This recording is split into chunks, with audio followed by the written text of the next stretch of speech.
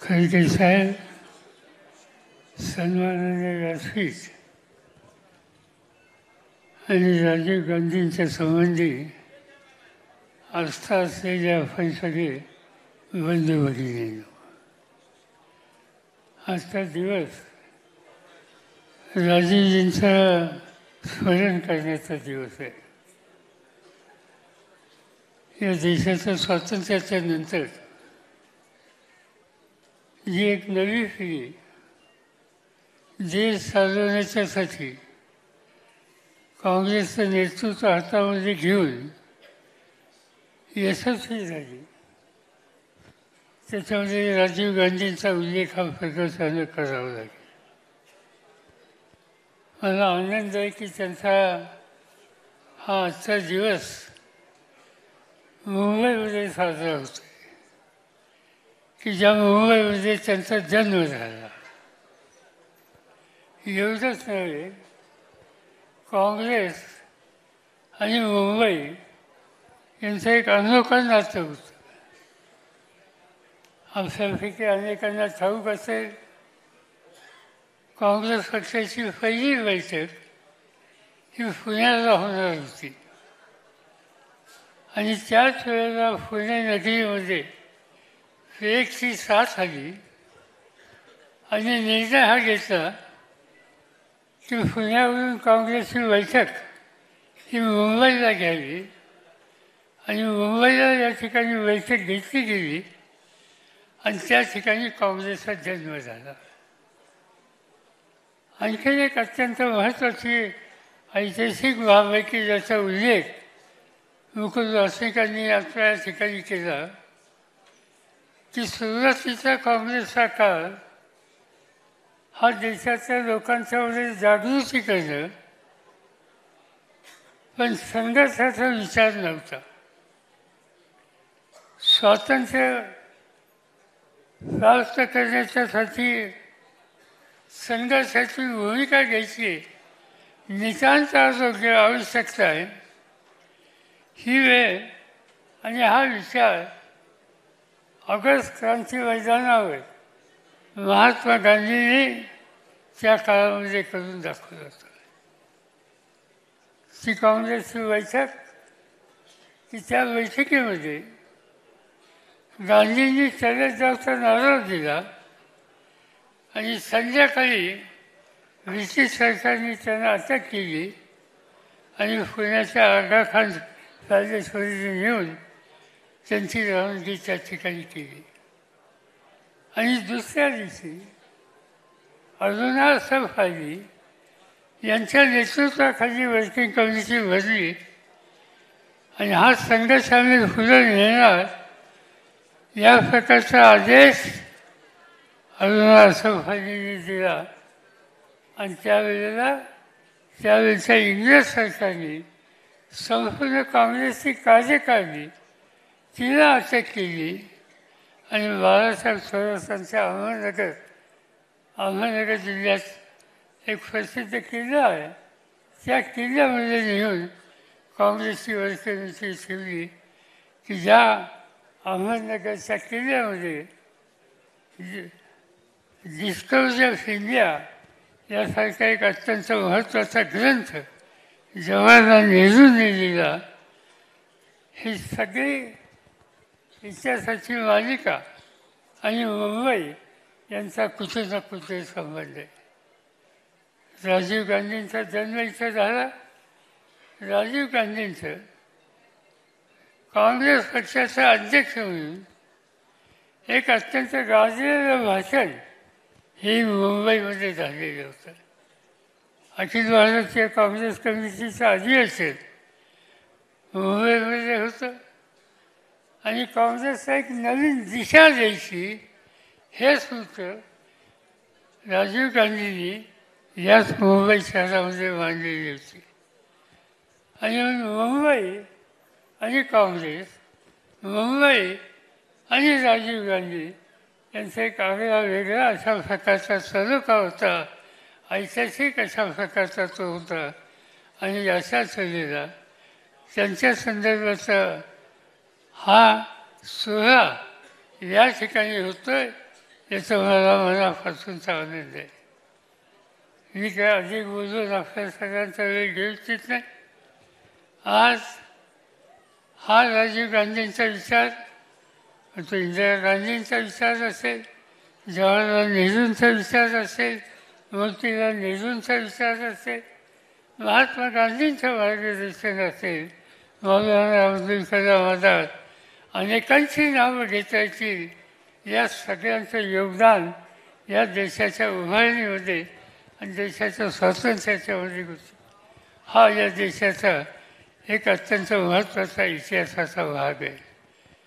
आज ज्यांनी इतिहास निर्माण केला, ज्यांनी या देशाला नवीन दिशा दिली, देश परक्यांच्या उत्पत्तीतून मुक्त केला, त्यांचं योगदान या देशाच्या प्रत्येक नागरिकाला अभिमान वाटावा अशा प्रकारचं ते आहे.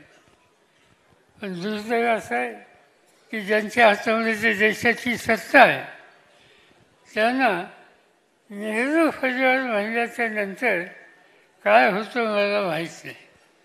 पण मी संसदेमध्ये बघितलं नेहरू कुटुंबियांच्या टीका केल्या, ज्यांनी आपलं आयुष्य सगळं देशासाठी दिलं, सर्वस्व देशाच्यासाठी दिलं. 1, 2, 3, 4 पिढ्या या देशाच्यासाठी ज्यांनी खर्चा केला, अशा व्यक्तींच्या, अशा कुटुंबियांच्या संबंधीची एक प्रकारची आक्षाची भूमिका आजच्या देशाचे प्रधानमंत्री आणि त्यांचे सहकारी घेतात, ही अत्यंत दुर्दैवी अशा प्रकारची गोष्ट आहे. भले त्यांनी काही म्हणो, त्यांनी काही टीका टिप्पणी करो, पण या देशाच्या इतिहासामध्ये नेहरू परिवार आणि त्यांचं योगदान हे कुणीही पुसू शकत नाही. आणि त्याची वजन आज तोच विचार राजीव गांधींच्या नंतर पुढेही चालू ठेवलेला आहे. माझ्या व्यक्तिगत जीवनामध्ये काही गोष्ट माझ्या आयुष्यात राहणाऱ्या अशा आहेत. माझ्या मुलीचं लग्न ठरलं. लग्न बारामतीला होतं. राजीव गांधी बारामतीला आले आणि लग्नाला उपस्थिती आली. मला आठवतं आहे की दुःखद गोष्ट आहे, राजीवजी गेले त्याच्या आदल्या दिवशी त्यांचा मुक्काम मुंबईत होता. महमद अली जवळ त्यांची सभा आम्ही लोकांनी आयोजित केली होती. त्यावेळी सभा किती वेळ चालाव्यात याच्यावर बंधनं नव्हते. रात्री 10 वाजता आमची सभा संपली आणि मुक्कामाला राजीवजी माझ्या घरी आले वर्षाला.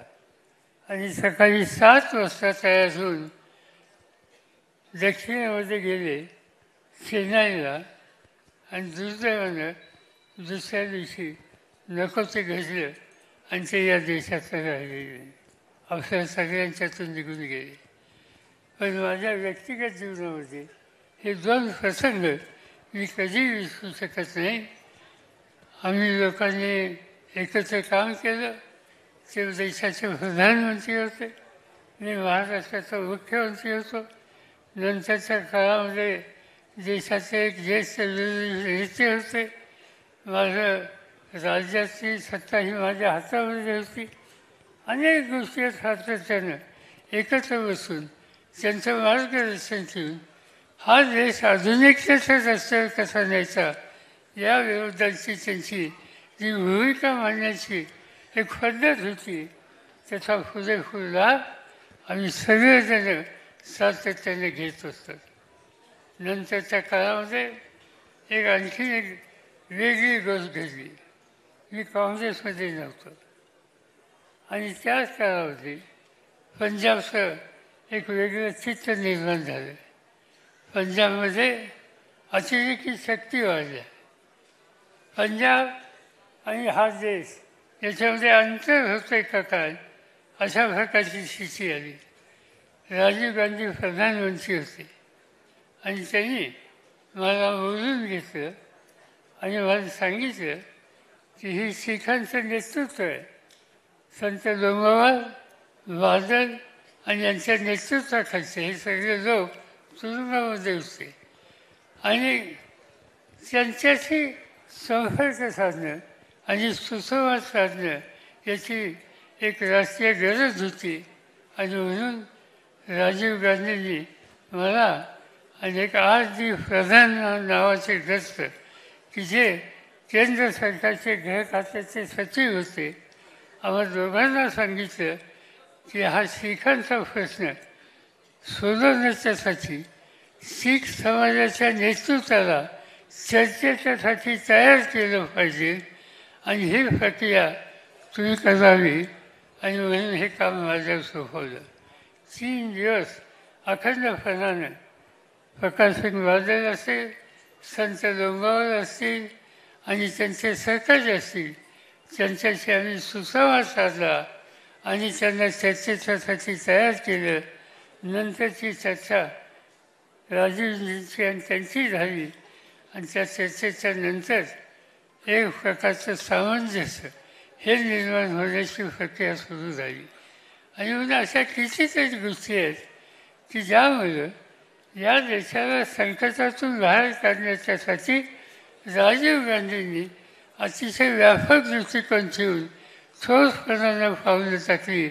अशा भारत मातेच्या सुपुत्राचं आज आपण या ठिकाणी स्मरण करतोय.